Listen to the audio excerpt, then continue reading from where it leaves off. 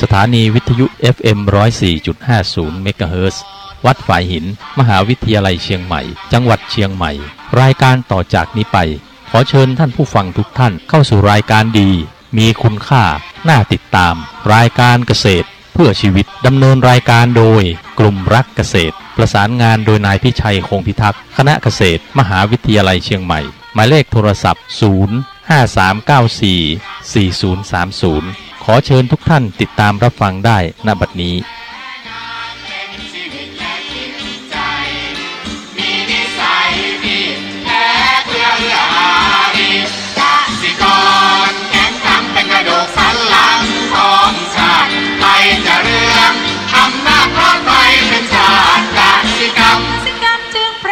เป็นหลักมันอาชีพสำคัญผู้ไทยที่ไร้สีใคร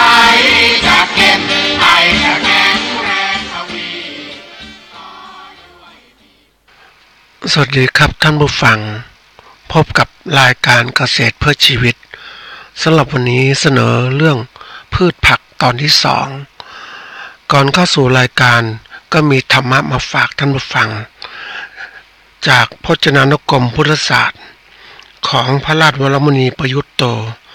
กรมการศาสนากระทรวงศึกษาธิการตีพิมพ์ปี 2520 หัวข้อธรรมะวันนี้ทิฏฐธรรมิกัตถะสังวัตตนิกธรรมคือธรรมที่เป็นไปเพื่อประโยชน์ในปัจจุบันหรือหลักธรรมอันเป็นประโยชน์สุขขั้นต้นมีอยู่4ข้อด้วยกันข้อที่1อุทานะสัมปทาแปลว่าถึงพร้อมด้วยความหมั่นคือขยันหมั่นเพียรในการปฏิบัติหน้าที่การงานประกอบอาชีพอันสุจริตมีความชำนาญรู้จักใช้ปัญญาสอดส่องตรวจตราหาอุบายวิธีสามารถจัดดำเนินการให้ได้ผลดีข้อที่2อารักขาสัมปทาถึงพร้อมด้วยการรักษาคือรู้จักคุ้มครองเก็บรักษาโภคทรัพย์และผลงานอันตนได้ทำไว้ด้วยความขยันหมั่นเพียรโดยชอบธรรมด้วยกำลังงานของตน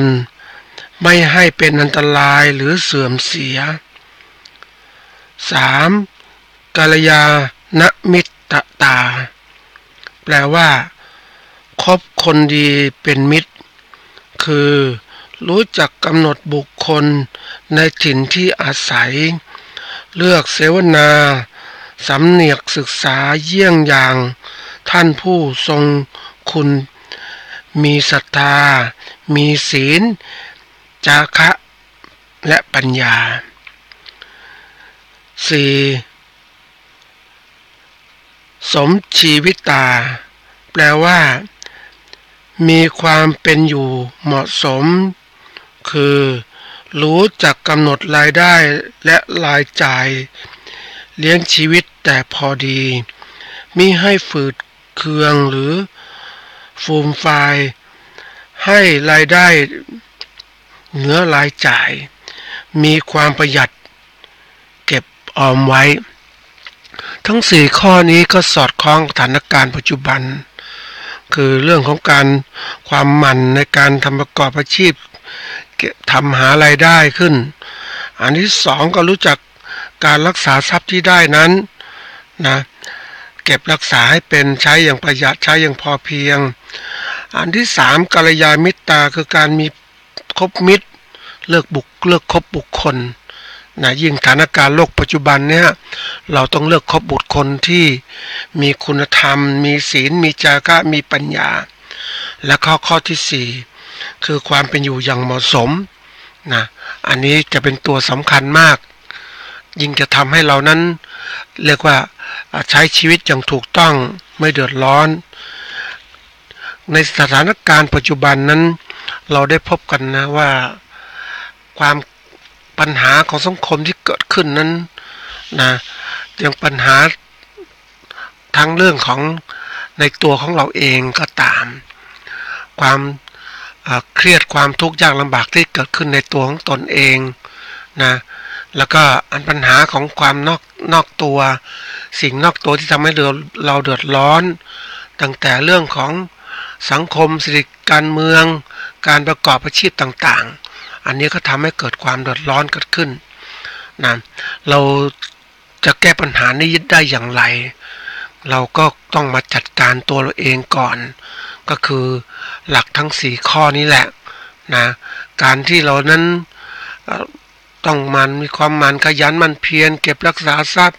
การมีเพื่อนที่ดีแล้วก็การใช้ชีวิตที่เหมาะสมกับวัยของเรานะเคยถามหลายๆคนว่าทุกคนเคยมีปัญหานะเรื่องของการใช้ทรัพย์หรือการมีทรัพย์ก็ตามเนี่ยเอาทุกคนไม่ได้วางแผนชีวิตไว้อย่างถูกต้องให้มันสอดคล้องกับคำสั่งสอนของพระพุทธเจ้าที่มีอยู่เนี่ยทุกคนก็มักจะอยู่อย่างเขาเรียกอะไรใช้ชีวิตที่สนุกสนานเพลิดเพลินไปวันๆหนึ่งไม่ได้มีการมองไปข้างหน้า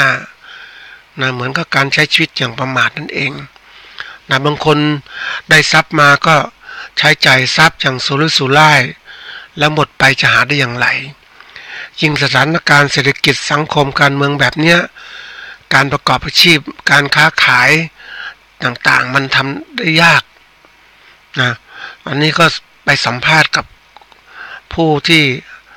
ค้าขายหรือเกษตรกรเองก็ตามก็ได้พบถึงความเป็นจริงว่าเขานั้นลำบากเศรษฐกิจแบบนี้นะค้าขายพืชผลเกษตรแทนที่จะได้มูลค่าหรือว่ากำไรได้มากๆก็ไม่ได้มากเท่าที่ควรเพราะว่าเศรษฐกิจมันเป็นอย่างนี้นะเราเองไม่ได้เตรียมการไว้จริงๆแล้วถ้าเราเป็นพุทธศาสนิกชนที่สมบูรณ์นะเราก็ต้องนำหลักธรรมะของพระเจ้าที่สอนเราเนี่ยไปปฏิบัติเพราะเราไม่รู้ความที่สถานการณ์หรือสิ่งแวดล้อมต่างๆมันไม่แน่นอนนะมันเป็นสิ่งที่ทำให้เราเดือดร้อนได้ง่ายถ้าเราไม่สร้างภูมิต้านทานในตัวของเราเองนะตั้งแต่เริ่มของการปฏิวัติที่ผ่านมา4 ปีมาแล้วเนี่ยเห็นไหมนะ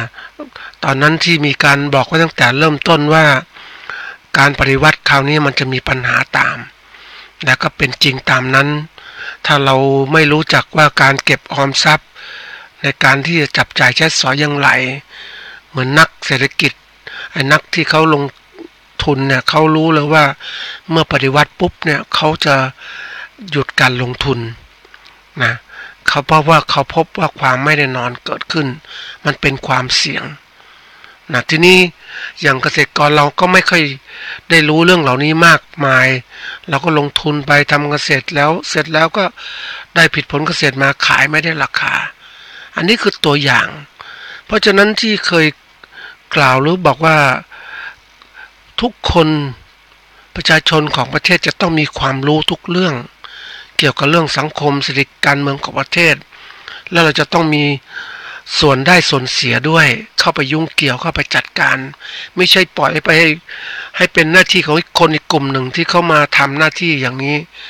จริงๆเราทุกคนเป็นเจ้าของประเทศเราก็ต้องมีสิทธิ์ที่จะพูดบ้างหรือแสดงออกในสิทธิอำนาจของเราแต่เมื่อเราไม่ได้แสดงออกนะเราก็ปล่อยปละละเลยในสิ่งต่างๆเนี่ยเพราะนั้นผลที่เกิดขึ้นนั่นคือเขาเรียกว่าสิ่งที่เราทำไว้แล้วเราไม่ได้ใส่ใจอันนี้เคยคุยกับเกษตรกรเหมือนกันเขาไม่ได้ใส่ใจมากมายนะเขาก็มีหน้าที่ทำมาหากินอย่างนี้นะจะไปสนใจเรื่องอื่นทำไมเนี่ยคือสิ่งที่มันเกิดขึ้นเพราะว่าประเทศไทยนั้น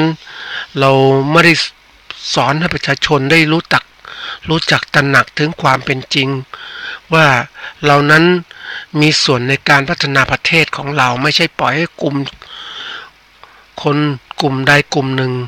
มาเป็นผู้มีอำนาจชี้นำการเปลี่ยนแปลงของประเทศจริงๆแล้วประเทศเป็นของเราทุกคนแต่เราไม่ได้อย่างที่กล่าวไว้ว่า ความล้มเหลวในการพัฒนาเศรษฐกิจและสังคมของประเทศนั้นมันล้มเหลวตั้งแต่เริ่มต้นแล้วตั้งแต่เริ่มมีแผน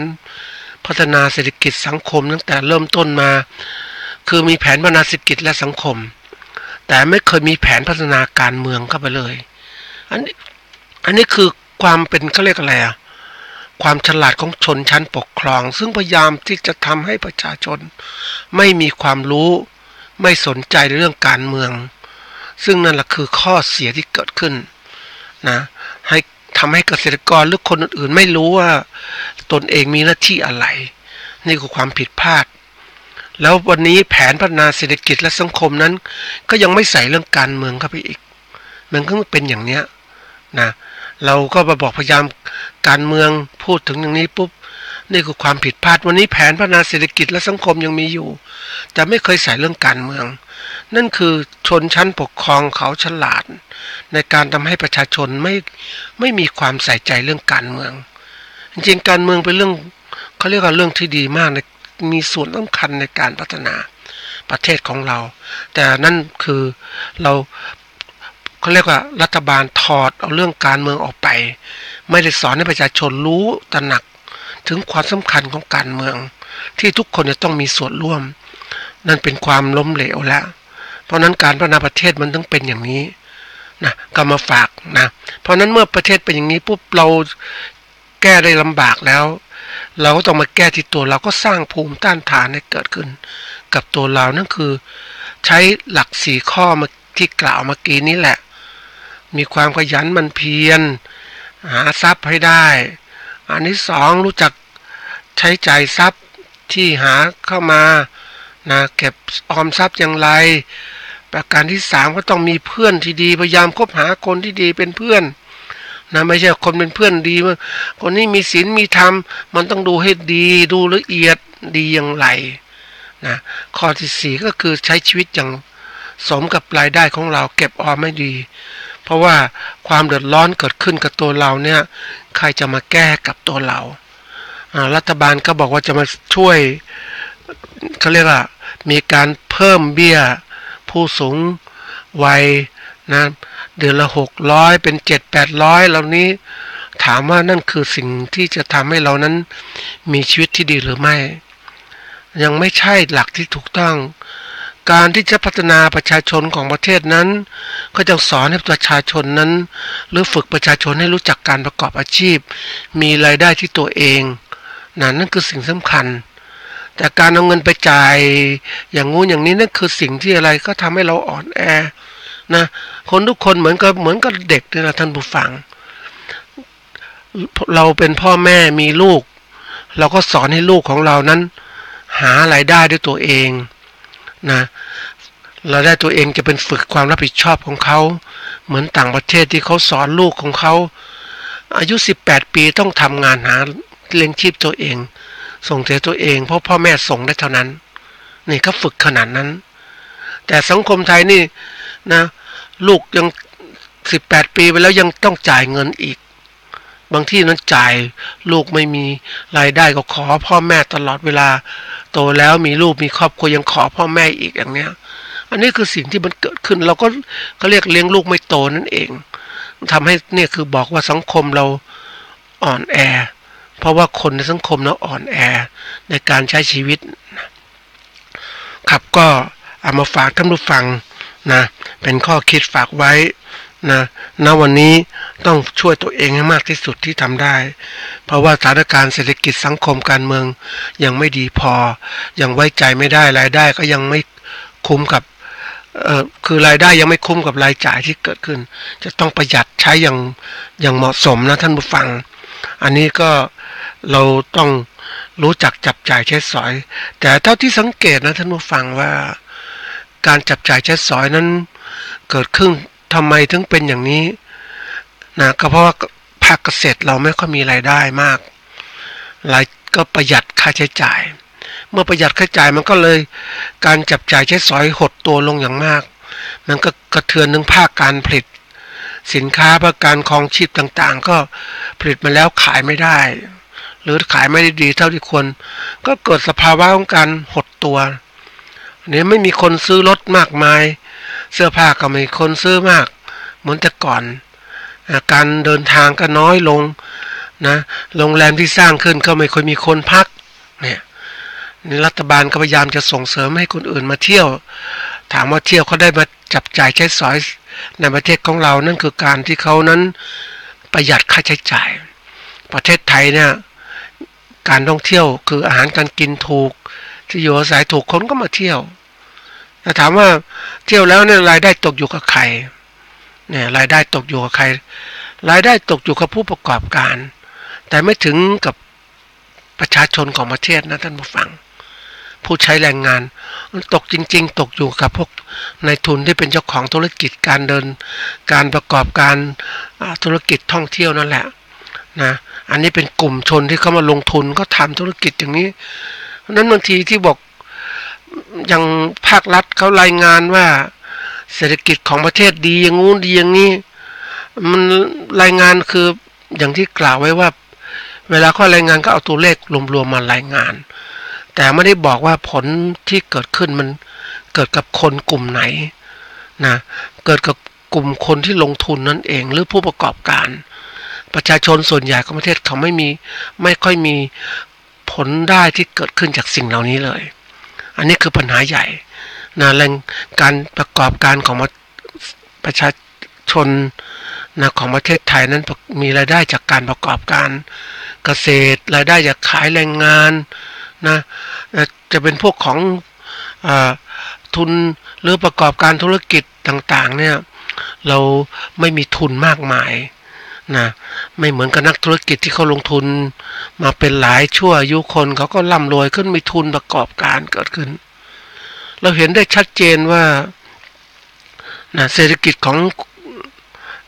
หรือรายได้ของคนที่ประกอบการพวกนี้เขามีรายได้มากมายก็เพราะว่าพ่อแม่เขาทำไว้มากมันเป็นการลงทุนที่ต่อเนื่องนั่นเองแต่สำหรับภาคเกษตรเรานั้นบอกตรงๆว่าเรานั้นพ่อแม่เรามีก็จริงทรัพย์สินมีก็จริงแต่เราก็อย่างที่กล่าวไว้ว่าเรารายได้เราไม่มั่นคงไม่มั่นคงบางทีเราก็ขาดทุนการประกอบการเกษตรเรามีความเสี่ยงเรื่องดินฟ้าอากาศเสี่ยงต่างๆการตลาดก็มีความเสี่ยงนะแล้วเราก็ขาดทุนในการประกอบการนะการประกอบการเกษตรเราขาดทุนเราก็ต้องขายที่ดินไปบ้างอะไรบ้างหนี้สินก็พอกพูนมาดอกเบี้ยก็เพิ่มพูนอีกบางทีก็ต้องตัดสินใจขายที่ดินนะเพื่อจะได้มีเงินมาเลี้ยงชีพตัวเองอันนี้คือการเขาเรียกอะไรขายทรัพย์สินที่มีอยู่นั่นแหละนี่คือปัญหาเพราะนั้นมันก็เลยกลายเป็นว่าเราไม่มีรายได้ที่คือมันเขาเรียกอะไรมันเป็นผลการประกอบการที่ขาดทุนอย่างต่อเนื่องมันก็เลยทำให้ภาคเกษตรเรานั้นตกอยู่ภายใต้ของความยากลำบากนะมันต้องปรับปรุงเขาเรียกว่าระบบใหม่นะที่จะต้องเป็นประเทศของอุตสาหกรรมเกษตรที่จะมีการระบบมีระบบเชื่อมโยงทั้งการปิดการตลาดการแปรรูปต่างๆแล้วก็ผู้ประกอบการเกษตรเท่านั้นถึงจะมีกำไรไม่ใช่กำไรวันนี้ตกอยู่กับพ่อค้าที่มาซื้อสินค้าเกษตรไปขายต่ออย่างเนี้ยนะมันก็เลยกลายเป็นสิ่งที่เขาเรียกอะไรมันกำไรเบ็ดเสร็จไม่ได้ตกอยู่กับผู้ประกอบการเกษตรเลยมันตกอยู่คนอีกกลุ่มหนึ่งนะนี่คือความยากลำบากนะก็อยากจะมากล่าวไว้เป็นข้อคิดไว้เท่านั้นเองนะสำหรับรายการเกษตรเพื่อชีวิตวันนี้นะเกษตรเพื่อชีวิตก็นำเรื่องพืชผักมาพืชผักมาบอกกล่าวท่านผู้ฟังเนี่ยก็เป็นการที่ผ่อนคือเรามาพูดตรงนี้หรือผู้ดำเนินการเอาเรื่องนี้มาพูดก็เพราะว่าเพื่อเป็นการผ่อนคลายในการความคิดต่างๆเนื่องจากว่าสถานการณ์เศรษฐกิจสังคมที่เป็นอยู่นั้นบอกตรงๆว่ามันเป็นเรื่องที่หนักสำหรับเกษตรกรที่จะต้องทำการเขาเรียกอะไรพัฒนาการเกษตรให้ดีขึ้น พัฒนาได้ลำบากเพราะว่าเนื่องจากว่าตัวคือสิ่งแวดล้อมมันบีบบังคับไปทำให้การพัฒนาไม่ค่อยดีเท่าที่ควรจะเป็นก็คือว่าเราไม่ได้พัฒนาการเกษตรที่ต่อเนื่องมาตลอดเพราะว่ามันเป็นเรื่องที่เชื่อมโยงกันทั้งระบบภาครัฐที่ผ่านมานั้นต้องบอกตรงๆว่าภาครัฐไม่ได้พัฒนาการเกษตรให้เกษตรกรเป็นผู้ที่มีความสามารถเป็นผู้ประกอบการเกษตรเหมือนกับการประกอบธุรกิจอื่นๆเราส่งเสริมหรือพัฒนาเกษตรให้เป็นเกษตรกรเมื่อเป็นเกษตรกรแค่นี้ก็มีความรู้เรื่องของการปลูกพืชและเลี้ยงสัตว์นะไม่ได้มีความรู้เรื่องการประกอบการที่จะทำผลกำไรให้เกิดขึ้นเพราะนั้นมันก็เป็นเหมือนกับว่าทำให้เกษตรกรนั้นพัฒนาไปไม่ได้เต็มที่เพราะว่าเนื่องจากขาดส่วนสำคัญของการที่จะทำให้เกิดผลกำไรคือแนวคิดของการประกอบการเนี่ยมันเป็นแนวคิดของธุรกิจจริงๆมุ่งมองเพื่อจะประกอบการธุรกิจให้ผลกำไรที่เกิดขึ้นทีนี้ภาครัฐไม่มีองค์กรใดมาพูดตรงนี้ให้กับเกษตรกรให้เป็นผู้ที่ประกอบการเลยรวมกลุ่มกันยังไงให้ประกอบการที่จะทำให้มีความสามารถในการเขาเรียกเกษตรที่สมบูรณ์แบบนะเราก็องค์กรภาครัฐก็แค่ส่งเสริมการเกษตรในยิ่งตอนนี้ก็มีส่งเสริมเรื่องการทำเกษตรแปลงใหญ่อย่างเนี้ยพยายามรวมกลุ่มเกษตรกรแต่เราไม่ได้มีพื้นฐานทำยังไงมันต้องสร้างให้เกษตรกรมีความสามารถตรงนี้นะทีนี้ที่ผ่านมาเนี่ยไม่ได้มีการพัฒนาไอ้ตรงนี้มันเป็นเวลาที่เขาเรียกว่าเนิ่นนานในการพัฒนาเมื่อเนิ่นนานการพัฒนาปุ๊บกว่าจะรื้อฟื้นการพัฒนามันต้องอาศัยเวลามากซึ่งณวันนี้ต้องบอกตรงๆว่าผู้ประกอบการเกษตรที่เขามีความสามารถเขาจะเข้ามาสู่วงการเกษตรเกษตรกรก็ต้องกลับไปเป็นผู้ลูกไร่ของเขาหรือเป็นอยู่ในเครือข่ายของเขาซึ่งจะไม่เหมือนคือมันไม่ใช่เหมือนเขาเรียกอะไรเหมือนเกษตรกรแบบสมัยก่อนนะสมัยก่อนเนี่ยมันไม่มีเขาเรียกว่าสภาพของการเป็นอยู่ที่แข่งขันกันสมัยก่อนมันไม่มีตรงนี้เพราะว่าคนไม่มากแล้วทุกอย่างนั้นก็ทำเพื่อกินเพื่ออยู่เหลือก็ขายแต่ณวันนี้ไม่ใช่อย่างนั้นณวันนี้ทำเพื่อขายเพื่อแลกปัจจัยอื่นๆมาดำรงชีวิตอยู่ทีนี้โลกมันเปลี่ยนไปแล้วเนี่ยเราไม่ได้สอนหรือไม่ได้ฝึกให้เกษตรกรมองไปถึงโลกอย่างนี้นะมันก็เลยไม่ทันกับการเปลี่ยนแปลงของโลกที่เกิดขึ้นนะมันก็เลยกลายเป็นว่าเมื่อไม่ทันกับการเปลี่ยนแปลงของโลกเกษตรกรก็รับเป็นผู้ที่เขาเรียกว่าได้รับปัญหาต่างๆมามากมายทีเดียวทั้งอยู่ภายใต้ความเสี่ยงต่างๆอยู่ภายใต้ความยากลำบากมันก็เลยกลายเป็นสิ่งที่บอกอาชีพเกษตรอาชีพลำบากจริงๆซึ่งณวันนี้เป็นเรื่องจริงแล้วนะจะบอกมันก็บอกอยู่สบายอย่างนี้มันเป็นเรื่องที่แค่เขาเรียกว่า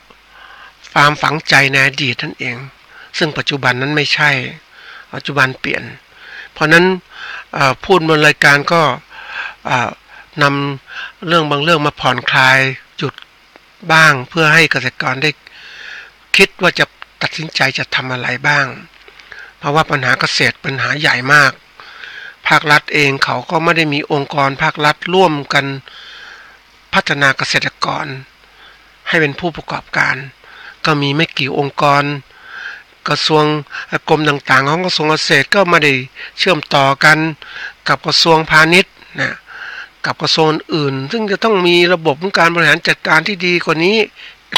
นะอันนี้เป็นเรื่องใหญ่มากนะซึ่งมันต้องอาศัยเวลาเนาะก็มาพูดถึงเรื่องปลูกพืชผักไว้กินก่อนดีกว่าเนาะต่อจากตอนที่แล้วคำว่าพืชผักเนี่ยเป็นตัวอย่างนะท่านผู้ฟัง นะพืชผักเนี่ยหมายถึงพืชที่มนุษย์ใช้บริโภคเป็นอาหารประจำวันที่คุณค่าทางอาหารได้ครบถ้วนให้แป้งและไขมันให้พลังงานต่างๆให้วิตามินเกลือแร่ต่างๆทั้งหมดทีนี้ที่มาพูดถึงการปลูกพืชผักเนี่ยก็เพราะว่าเพื่อที่ให้นั้นมีเวลาในการที่จะผ่อนคลายนะคือเราทำตรงนี้เพื่อเป็นอาหารของเราปลูกพืชผักไว้เป็นอาหารนะเราปลูกหัดคือปลูกเนี่ยมันทำไว้เนี่ยจริงๆนะวันนี้เราจะไปซื้ออาหารการกินเหมือนกับสมัยก่อนๆไม่ได้แล้วนะเพราะว่ารายได้เกษตรเนี่ยไม่ค่อยมากพอนะเราก็ต้องปลูกไปกินเองเพราะฉะนั้นปลูกพืชที่อายุสั้นเร็วที่สุดไปกินต่างๆก็คือเนี่ยพืชผักนี่แหละนะขณะที่เราปลูกเราก็จะรู้ว่ามันมีคุณค่าเป็นยังไงบ้างผ่อนคลายต่างๆนะเราก็ปลูกขึ้นมาเอาส่วนของพืชผักมาใช้ไม่ว่าพวกของนะคือเราพืชผักมันกินได้ทั้งหมดนะแล้วแต่เราจะเลือกกินรากกินต้นกินใบกินดอกกินผลแล้วแต่เราจะเลือกกินนะเราก็ปลูกพืชต่างๆได้นะท่านผู้ฟังเหมือนวันนี้เราปลูกเนี่ยเราจะมีโอกาสที่จะดูมันเติบโตเพราะว่านะเป็นการที่เขาเรียกว่าผ่อนคลายเครียดคลายจากความปัญหาต่างๆมาดูพืชบ้างนะเพราะว่าการปลูกพืชผักเนี่ยจริงๆแล้วเราต้องการอาหารนะจะซื้อกินมากๆไม่ได้แล้วเดี๋ยวนี้ปลูกไว้กินเองอย่างที่เขาทำเนี่ยผักสวนครัวลวกกินได้นะปลูกพืชอายุสั้นไว้กินนะคือสมัยก่อนเกษตรกรมีพื้นที่มากเนาะก็ปลูกไว้กินได้เดี๋ยวนี้ไปเห็นแล้วก็นั่งคิดโอ้มันมีพื้นที่ว่างอยู่พื้นที่หนึ่งนะท่านผู้ฟัง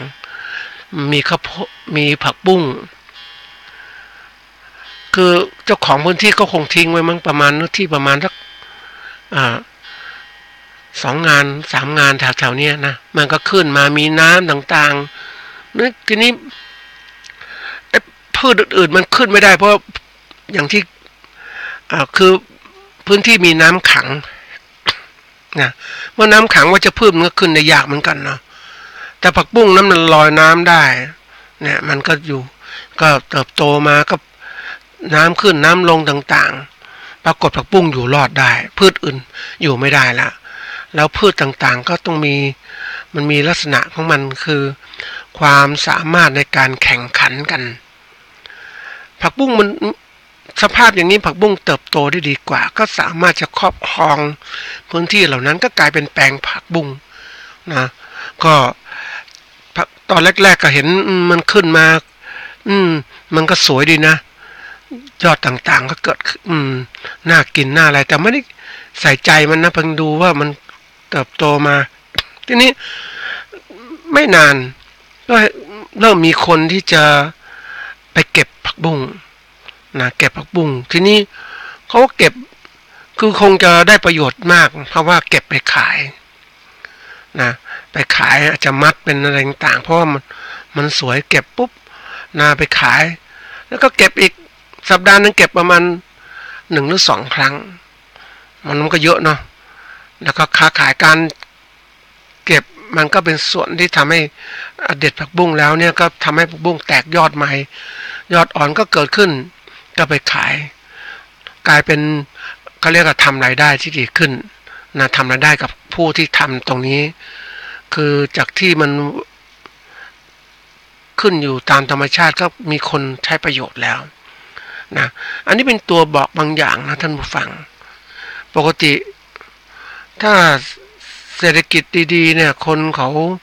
ไม่มาเก็บผักตรงนี้หรอกนะเดี๋ยวนี้คนมาเก็บนะเดินเห็นเก็บมะเขือบ้างผักบุ้งบ้างนะยอดกระถินบ้างเนี่ยนั่นคือตัวชี้นะท่านผู้ฟังว่าคนเหล่านั้นประหยัดการ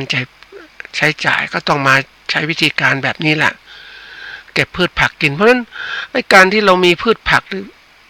อยู่ตรงนี้เป็นส่วนที่ทำให้เรานั้น สามารถที่จะใช้ดำเนินเป็นอาหารได้นะจริงๆพวก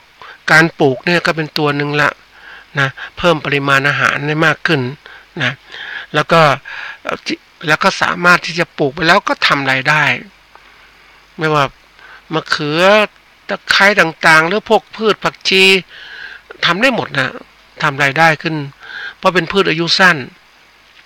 คนก็ต้องกินต้องใช้เนี่ยนะต้องกินเพราะนั้นเป็นส่วนหนึ่งแล้วปลูกไปแล้วเนี่ยนะเอาไว้ตกแต่งสถานที่ของเรานะบางคนก็แน่นอนไปเห็นเขาปลูกอย่างกฐินอย่างเนี้ยนะหรือพวกที่ขึ้นตำลึงอย่างเนี้ยนะขึ้นตามรั้วเขาก็มีการเด็ดตกแต่งต่างๆมันก็เป็นรั้วที่สวยนะท่านผู้ฟังดูแล้วมันมีสีเขียวนี่ก็มันทำให้ดูมันมีชีวิตชีวาเกิดขึ้นและสุดท้ายก็ประโยชน์ของมันก็คือเอาไว้คลายเครียดเวลาเราทำงานต่างๆเนี่ยนะยิ่งปัจจุบันเนี่ยต้องบอกท่านผู้ฟังว่าเรานั้นมีความเครียดนะมีความเครียดมากนะท่านผู้ฟังดูแล้วสังเกตคนเนี่ยเวลาจะเขาเรียกอะไรถ้าเราดูพฤติกรรมของคนในสังคมเราเนี่ยดูได้นะดูได้การแสดงออกต่างๆนะว่าเขามีความเครียดเพียงใดนะความเครียดนี่มันเขาเรียกความบิดคั้นทางจิตใจคือสิ่งที่ได้ไม่เป็นไปตามสิ่งที่เขาต้องการนะเมื่อเป็นไม่ได้ตามสิ่งที่เขาต้องการมันก็เกิดการสะสมทั้งความเครียดเกิดขึ้นให้ความเครียดเกิดขึ้นมาสะสมทีนี้ถ้าความเครียดมันมีในใจของเขาแล้วเนี่ยนะมันก็ต้องการแสดงออกต้องการระบายออกมาของความเครียดนี้บางคนระบายแน่นอนก็มาเรื่องของการแสดงออกทางพฤติกรรมนะอาจจะพูดเรื่องของการเขาเรียกว่าหาสถานบันเทิงต่างๆหาสิ่งคลายเครียดอย่างพวกสิ่งเสพติดต่างๆทั้งหมดนะเอามาคลายเครียดนั่นเรื่องจริงนะท่านผู้ฟังเคยได้สัมภาษณ์คนที่เขาเรียกว่ามีความเครียดเมื่อมีความเครียดแล้วเนี่ยเขาต้องการระบายออกเขาต้องการคลายเครียดเขาต้องหาสิ่งเสพติดไม่ว่าเหล้าเบียร์ต่างๆที่เกิดขึ้นยาเสพติดก็เข้ามาเกิดขึ้นนะมันมีความเครียดในจิตใจมากมายเพราะนั้นเข้ามาทางด้านนี้ปุ๊บเนี่ยมันก็ต้องหาเครื่องดื่มบ้างอะไรบ้างออกไปแล้วยิ่งวันนี้ท่านผู้ฟังถ้าเราได้รู้ว่าเรื่องของยาเสพติดที่มันไหลเข้ามาในประเทศของเรานะมากมายทีเดียวนะสิ่งมอมเมาต่างๆที่เกิดขึ้นนะแล้วถ้าคนรู้ไม่เท่าทันเนี่ยแน่นอนก็เป็นทาสของสิ่งเสพติดแล้วนะมันมาเสพแล้วมันติดแล้วมันเลิกได้ยากแล้วคนเนี่ยยิ่งสติปัญญาเนี่ยมองอะไรไม่ค่อยออกปุ๊บเนี่ยมันก็เลยกลายเป็นว่าไม่รู้จักแยกแยะอะไรสิ่งที่ถูกหรือไม่ถูกนะถูกหรือควรที่จะทำหรือไม่ควรที่จะทำเนี่ยมันแยกแยะลำบากเพราะว่าสติปัญญามันเขาเรียกมันถูกเก็บกดด้วยความที่เขาเรียกว่าสิ่งเสพติดมันครอบงำนะครอบงำปุ๊บมันก็เลยหลงไหลไปตามกระแสตรงนั้นแหละนี่คือปัญหานะแล้วระบายออกในทางที่ผิดเนี่ยมันไปก่อปัญหามากมายที่เดียวเกิดขึ้นมันก็เลิกได้ยากแล้วมันก็เริ่มทำให้ปัญหาพอกพูนมากขึ้นก็เกิดความเสียหายเกิดขึ้นในสังคมของเราวันนี้เรานั้นคือสังคมเสรีก็จริงนะแต่เสรีมีทั้งสิ่งที่ทำให้คนนั้นหลงไหลได้ถ้าขาดสติปัญญานะก็จะติดกับมันสิ่งมัวเมามีมากมายทีเดียวนะแล้วกฎหมายต่างๆก็กลายเป็นกฎหมายของนักธุรกิจที่เขาได้ประโยชน์ท่านผู้ฟังเชื่อไหมว่าจริงๆแล้วนะกฎหมายอย่าง สิ่งเสพติดอย่างสมมติสุราอย่างเนี้ยสุรายาเสพสุราเนี่ยก็ได้นะก็แต่ก่อนเราก็แต่ละคนก็ในชุมชนก็สมัยก่อนผลิตไว้กินเองบ้างผลิตไว้ขายบ้างทีนี้ปรากฏว่ามันไม่ควบคุมไม่ได้ภาษีไม่เกิดขึ้นนะก็เลยต้องใช้ระบบภาษีเนี่ยมาบีบบังคับทุกคนจะผลิตได้ก็ต้องมีเขาเรียกอะไรต้องเสียภาษีผลิตมีหลักเกณฑ์มีวิชาการที่ถูกต้องนะอันนี้ก็เกิดเป็นธุรกิจรายได้ที่เกิดขึ้นมานะคนที่มีความรู้มีความสามารถก็จะสามารถครอบครองธุรกิจเหล่านี้ได้โดยใช้หลักกฎหมายมาบังคับเพราะนั้นคนอื่นผลิตไม่ได้นอกจากผู้ที่เขาครอบได้มีโอกาสอย่างนี้พวกนี้จึงร่ำรวยมากเราไปดูได้ทุกที่เลยท่านผู้ฟัง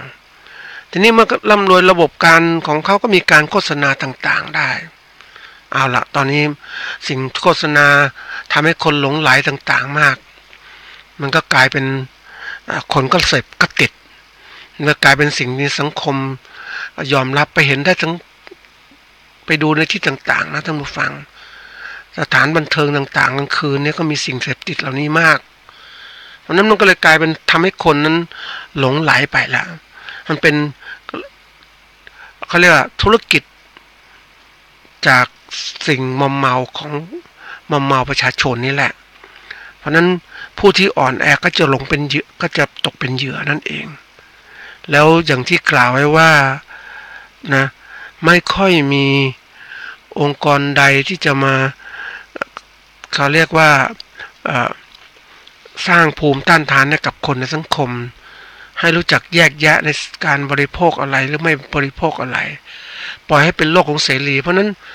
คนที่อ่อนแอจากคุณธรรมเหล่านี้หรืออ่อนแอทางจิตใจก็หลงไปสิ่งต่างๆมันก็เป็นการสร้างความเครียดที่เกิดขึ้นนะก็ต้องยอมรับนะท่านผู้ฟังสิ่งนี้มันกระทบกระเทือนถึงเกษตรกรโดยตรงเลยนะเนี่ยเป็นสิ่งที่ลำบากเพราะนั้นเขาบอกถ้าเกิดความเครียดเกิดขึ้นนะเราก็ต้องรู้จักว่าถ้าการแก้ปัญหาความเครียดที่เกิดขึ้นก็ต้องหาทางที่ถูกต้องในการจัดการมันเครียดทางกายหรือทางจิตใจต้องรู้นะในการจัดการหรือแสดงออกอย่างไรเก็บไว้ก็ทุกข์นะหรือบางคนเบี่ยงเบนจากการความเครียดต่างๆขึ้นออกไปออกกำลังกายหรือทำงานอย่างที่เอาพืชผักมาปลูกนี่ก็เป็นตัวที่ทำให้เรานั้นระบายคือจิตใจจดจ่ออยู่กับสิ่งที่เราทำเนี่ยมันก็ทำให้เรานั้นลืมสิ่งอื่นๆได้นะเราก็มาดูว่าการเกษตรเราเป็นอย่างไรตอนนี้มาพักผ่อนปลูกผักไว้กินนะปลูกพืชผักไว้กินมันจะเห็นต่างๆมองดูเป็นยังไงนะเราก็ตรงนี้ใช้ตรงนี้ได้นะอันนี้การเบนความเครียดต่างๆมีอยู่หลายวิธีนะแต่ทั้งหมดนั้นมันก็เหมือนกับว่ามันไม่ได้จัดการความเครียดที่ถูกต้องมันก็จะทำให้ถ้าจัดการผิดพลาดมันก็ทำให้เกิดความเครียดสะสมอีกเพราะนั้นแต่ว่ามันคนต้องรู้จักทีนี้มาถึงการจะทำให้ความเครียดหมดไปก็ต้องกำจัดความเครียดนั้นหยุดแล้วก็ทำใจหาเหตุแห่งอะไรที่เป็นความเครียดเกิดขึ้นนะควบคุมความเครียดให้ได้ก่อนนะหยุดระงับความเครียดแล้วก็ใช้หลักอริยสัจสี่นี่แหละมันเกิดขึ้นอย่างไรมันทุกข์ตรงไหนเหตุมาจากอะไรก็แก้ที่เหตุนี่แหละนะทุกข์ต่างๆก็จะหมดลงไปอันนี้จัดการอย่างถูกต้องนะในรูปแบบของเราพุทธศาสนิกชนเราก็ต้องทำอย่างนี้นี่คือการคลายความเครียดทีนี้เราคลายความเครียดเราก็ปลูกผักของเราไว้ดูจะเป็นยังไงนะมันจะกินอะไรบ้างเราก็ดูค่อยๆทำนี่คราวที่แล้วเราปลูกแล้วปลูกพืชผักเราได้แล้วไม่ว่าจะเราเอาไว้กินรากกินต้นกินใบกินดอกกินผลแล้วแต่เราจะเลือกปลูกอะไรนี่มันเราก็ปลูกปุ๊บเนี่ยเราก็ต้องดูแลการดูแลจัดการเรื่องสำคัญนะท่านผู้ฟังเราจะปลูกพืชอะไรก็ตามต้องหัดดูแลจะใส่ให้น้ำให้ปุ๋ยอย่างถูกต้องให้มันเติบโตอย่างดีๆนะไม่ใช่ปลูกทิ้งขว้างต่างๆนะจริงๆปลูก ปลูกพืชผักเนี่ยท่านผู้ฟังมันให้ความเขาเรียกอะไรให้ความสุขเราได้นะอย่างเราปลูกพืชอย่างเนี้ยเอาง่ายๆเนี่ยเราปลูกเขาเรียกอะไรปลูกเอาผลไว้กินนะอย่างมะพริกอย่างเนี้ยพริกนี่มันสวยนะท่านผู้ฟังพริกแต่ก่อนเนี่ยเราเคยเราพริกมันจะมีหลายชนิดนะพริกอะไรมะเขือ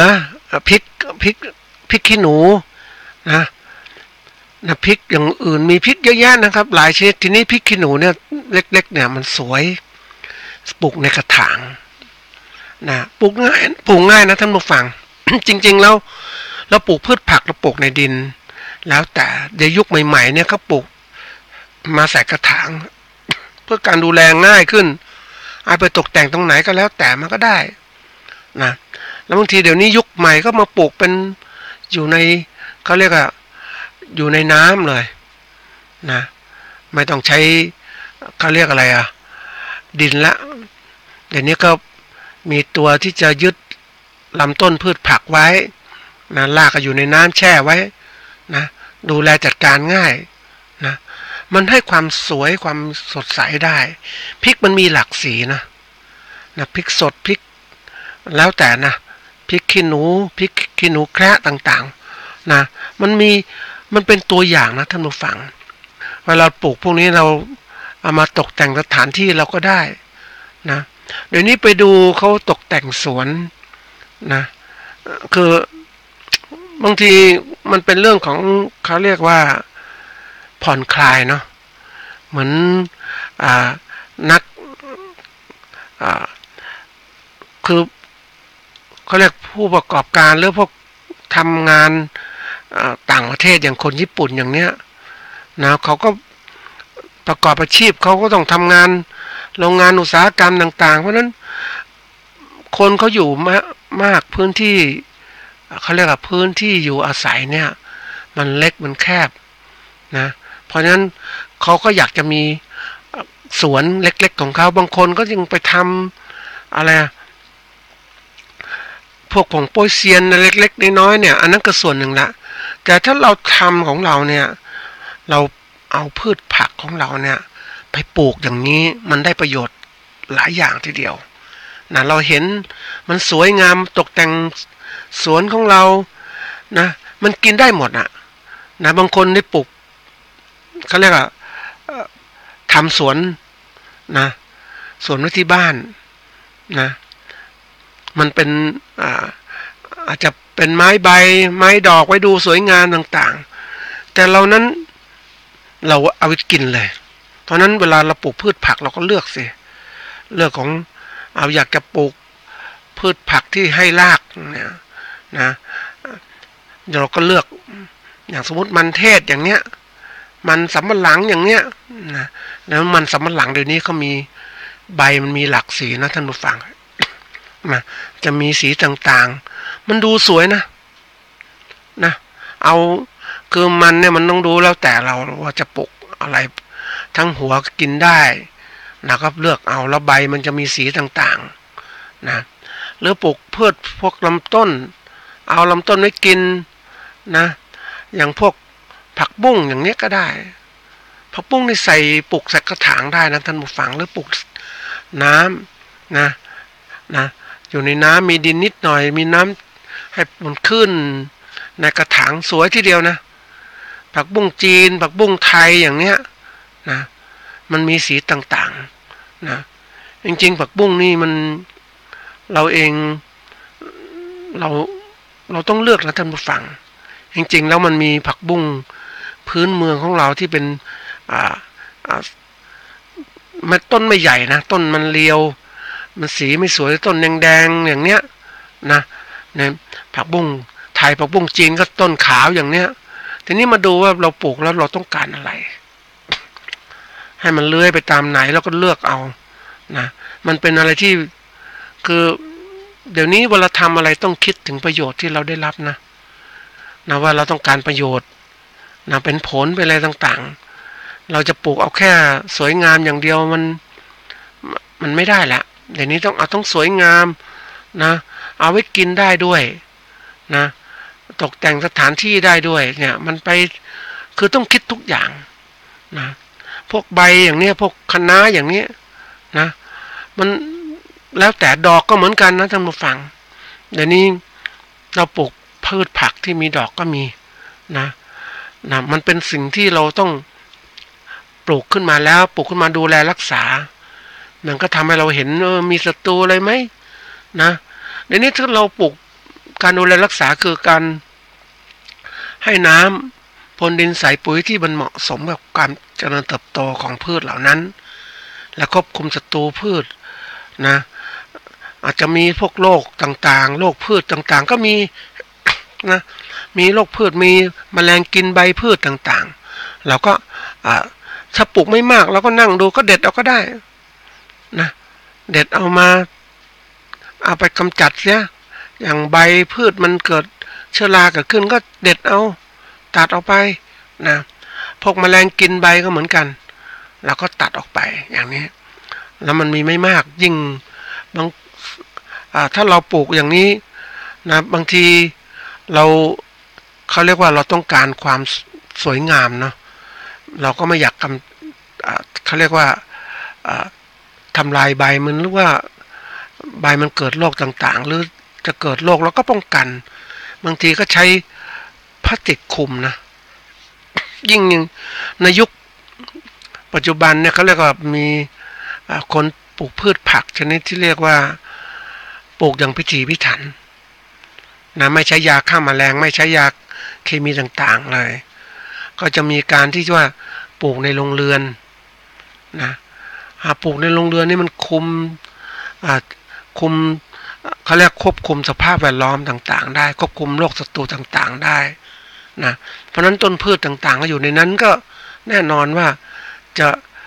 ไม่มีศัตรูรบกวนเพราะจัดการทั้งหมดนะยิ่งได้ไปเห็นพวกที่เขาปลูกพืชผักไว้ขายนะขายทุกส่วนนะท่านผู้ฟังนะขายตั้งแต่เรื่องของเป็นกระถางและความสวยงามนะก็ปลูกใส่กระถางขายนะคนจะซื้อไปเอาไปประดับสถานที่หรือว่าตกแต่งสถานที่เอาไปกินต่างๆเขาปลูกในโรงเรือนอันนี้เป็นแบบนะแล้วก็ปลูกเพื่อที่จะผลิตส่วนของพืชผักเหล่านี้ไปขายนะก็มีนะผลที่เกิดขึ้นมาว่าสมมติพริกอย่างเนี้ยนะกระหล่ำอย่างเนี้ยนะก็ปลูกในโรงเรือนเขาแล้วก็ตัดเอาไปขายยิ่งคนที่เขามีความรู้เรื่องของการเกษตรสมัยใหม่นะเขาปลูกพืชพวกนี้บางทีเขาปลูกเพื่อจะเอาส่วนขยายพันธุ์ไปขายอย่างสมมติปลูกพริกอย่างเนี้ยนะเขารู้พริกชนิดนี้เป็นพริกอะไรสามารถเก็บเมล็ดพันธุ์ได้ไหมเมล็ดพันธุ์ราคาเท่าไหร่เขาเริ่มผลิตขึ้นมาแบบที่เรียกว่าเป็นอุตสาหกรรมมันไม่ใหญ่ก็ตามแต่ว่ามันก็สามารถขายได้กำไรมากพันธุ์พริกมันก็แพงนะท่านผู้ฟังเขาผลิตเมล็ดพันธุ์นะผสมขึ้นมาคัดสายพันธุ์ขึ้นมานะเขาก็ผลิตเมล็ดพันธุ์ขายอย่างเนี้ยมันเป็นสิ่งที่น่าคิดนะเพราะว่าการที่เกษตรกรหรือผู้ประกอบการเกษตรยุคใหม่เนี่ยมีความรู้ทางวิทยาศาสตร์และเทคโนโลยีต่างๆพร้อมกับมีเขาเรียกมีทุนในการที่จะไปดำเนินการในการที่จะลงทุนนั่นแหละเพื่อจะสร้างโรงเรือนนะหาสถานที่ปลูกนะเดี๋ยวนี้เนี่ยยิ่งไปเห็นการประกอบการเกษตรยุคใหม่เนี่ยคือประเภทที่แบบสร้างความปลอดภัยเรียกว่าเป็นเกษตรอินทรีย์นั่นแหละปลูกพืชผักเป็นอินทรีย์ต่างๆ พื่อจะมันนำมาใช้ในภัตตาคารตนเองแล้วก็เป็นการสร้างเขาเรียกว่าจุดดึงดูดให้ผู้บริโภคได้สนใจได้เห็นคุณค่าของพืชผักที่ตัวเองปลูกว่ามันมีความปลอดภัยปราศจากยาฆ่าแมลงต่างๆนะก็มีการเขาเรียกว่าสร้างคือทำครบวงจรนะผู้ประกอบการแบบนี้เนี่ยเขาเรียกประกอบการอย่างครบวงจรอย่างก็ทำร้านอาหารเนี่ยนะทำร้านอาหารปุ๊บเนี่ยก็ต้องใช้พืชผักจำนวนมากทีเดียวแล้วผักต้องปลอดภัยจะซื้อจากท้องตลาดเนี่ยมันก็ไม่แน่ใจว่าจะได้ดีหรือเปล่าเขาก็เลยมีแผนกหนึ่งผลิตนะพืชผักนะเอามาป้อนให้กับภัตตาคารของเขานะเมื่อเป็นอย่างนี้ปุ๊บเนี่ยก็มันทำให้ดูดีขึ้นก็เลยมีส่วนของการแปลงผลิตพืชผักอยู่ใกล้ๆภัตตาคารเลยนะเพราะนั้นเวลาคนที่เข้าไปเที่ยวเนี่ยไปกินอาหารปุ๊บก็จะมาดูหูมันสวยนะถ่ายภาพดูพืชผักต่างๆดูการดูแลรักษานะเติบพืชผักอย่างไร มันแล้วไม่พอบางที่นั้นก็มีการขายด้วยนะคือขายพืชผักให้กับผู้บริโภคหรือที่ภัตตาคารของเขานะอันนี้คือแบบหนึ่งขายไปบริโภคอีกส่วนหนึ่งคือขายพืชผักที่อยู่ในกระถางที่มันตกแต่งมันสวยคนบางคนเนี่ยเขาซื้อพวกนี้เขาต้องการความสวยงามนะอย่างที่บอกไว้ว่าคนเหล่านั้นได้กินได้ดูได้ใช้ได้ทำมันรู้สึกมันมีความสุขมันครบทุกส่วนนะเพราะฉะนั้นคนที่เขาคิดถึงเรื่องเหล่านี้ในการประกอบการที่มองเป็นระบบเนี่ยเขาเห็นเลยว่าคนส่วนใหญ่นั้นมีความเขาเรียกว่าความที่อยากจะได้พืชต่างๆไปปลูกเองบ้างมันเป็นความสุขใจของเขานะเพราะนั้นเขาก็เลยต้องทำพวกพืชผักใส่กระถางขายกับผู้ที่มาซื้อไปมันก็เลยกลายเป็นเรื่องที่เชื่อมต่อธุรกิจทั้งระบบเลยนะซึ่งเรื่องนี้เป็นเรื่องที่ทันสมัยนะท่านผู้ฟังมันสอดคล้องกับความเป็นไปในโลกปัจจุบันนะว่าเวลาคนที่เขามากินอาหารนะคือกินเนี่ยไม่พอนะท่านผู้ฟังกินแล้วก็ต้องซื้อไปอีกซื้อทั้งพืชผักไปใส่ถุงไปซื้อทั้งพืชผักที่เป็นต้นไปอีกเอาไปที่บ้านนะมันเป็นเรื่องที่สร้างความสุขให้กับคนเพราะเขารู้เลยว่าคนส่วนใหญ่เนี่ยนะแน่นอนว่าธรรมชาติมนุษย์มันก็อยู่กับธรรมชาติอยู่กับเขาเรียกสีเขียวสมมตินะสีเขียวได้ความสุขทางตาด้วยสุขทางจิตใจด้วยด้วยความเป็นธรรมชาตินั่นเองได้เคยไปดูคนที่เขาเรียกว่าทำหมู่บ้านเนี่ยทำหมู่บ้านปุ๊บมันจะทำดิมันต้องมีสวนสาธารณะเนี่ยเกิดขึ้นในหมู่บ้านต้องมีสวนสาธารณะมันดูดีมีที่พักผ่อนหย่อนใจเพราะว่าบ้านแต่ละหลังนั้นพื้นที่มันเล็กเขาก็เลยต้องสร้างตรงนี้เกิดขึ้นอันนี้เรื่องจริงนะเดี๋ยวนี้บางคนที่ทำคอนโดขนาดใหญ่นะเขาก็จะมีบนชั้นสูงสุดของคอนโดนั้นก็จะมี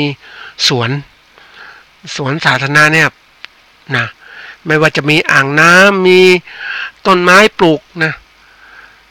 แล้วก็เหมือนกับยกพื้นที่สวนเนี่ยจากพื้นดินไปอยู่บน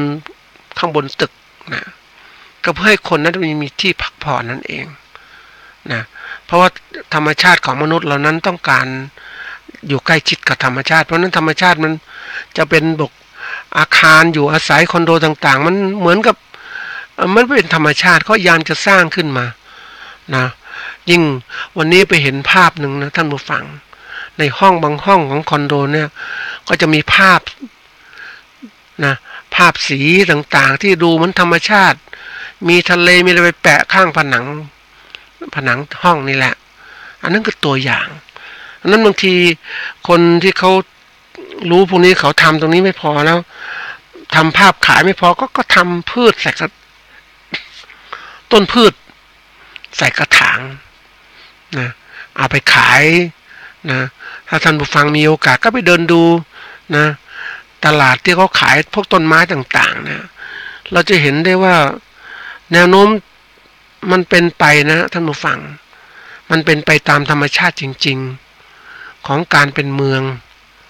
เมื่อเป็นเมืองเกิดขึ้นปุ๊บมันต้องมีส่วนที่เขาเรียกว่าพืชธรรมชาติเหล่านี้ไปอยู่ในบ้านของพวกอาศัยต่างๆนะของคนที่อยู่ในเมืองนี่แหละเพราะนั้นบางทีคนในเมืองบางที่นั้นเสาร์อาทิตย์ทีก็จะออกไปนอกเมืองไปพักผ่อนในชนบทตอนนี้อันนี้เป็นเรื่องจริงที่เกิดขึ้นนะเราเห็นได้กรุงเทพเนี่ยคนอยู่กรุงเทพเสาร์อาทิตย์ทีบางทีก็จะออกจากกรุงเทพไปเที่ยวในชานเมืองเนี่ยไปเห็นทุ่งนาเห็นป่าไม้ไม่ใช่เห็นแปลงผักต่างๆเนี่ยนะทุ่งเกษตรเหล่านี้มันเป็นเรื่องจริงนะเพราะฉะนั้นคนเนี่ยจะเริ่มเข้าระบบของการควา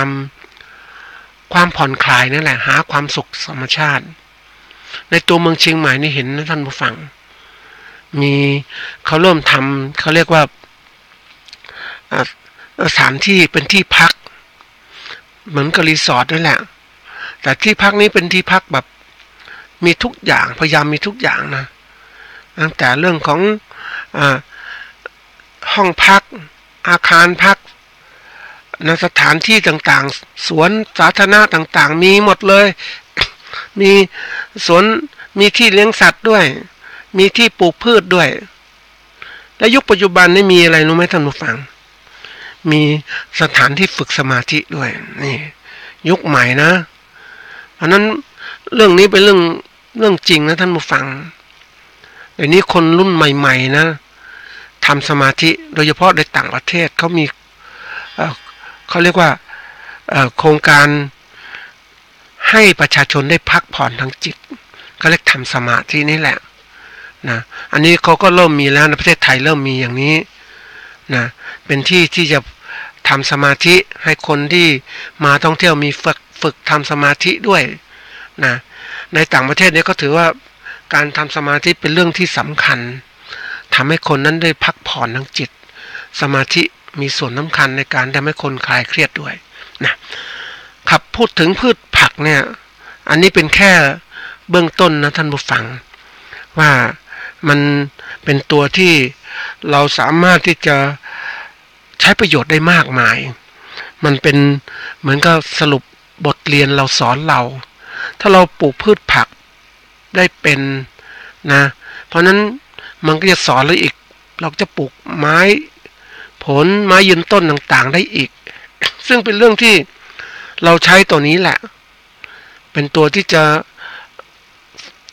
เขาเรียกว่าพัฒนาความคิดในด้านการเกษตรของเราให้ดีขึ้นบางทีเราประกอบอาชีพเกษตรเราจมอยู่กับการเกษตรปลูกพืชผักเลี้ยงสัตว์ต่างๆนะมันเป็นเขาเรียกว่าพืชที่อายุยืนยาวนะมันก็ส่วนหนึ่งละแต่ถ้าเราปลูกพืชอายุสั้นเนี่ยมันจะเห็นบางอย่างนะท่านผู้ฟังเห็นการเปลี่ยนแปลงที่รวดเร็วขึ้นเห็นการใช้ประโยชน์ได้มากขึ้นนะมันจะเห็นความเขาเรียกว่า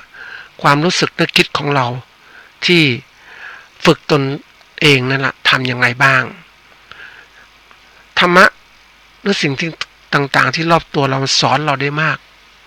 เพราะนั้นพืชผักเนี่ยเป็นตัวหนึ่งละที่ให้ประโยชน์เหล่านี้เป็นบทเรียนสอนเราได้มากนะผ่อนคลายก็ได้มากด้วยนะเราก็ต้องมาทำตรงนี้บ้างเรา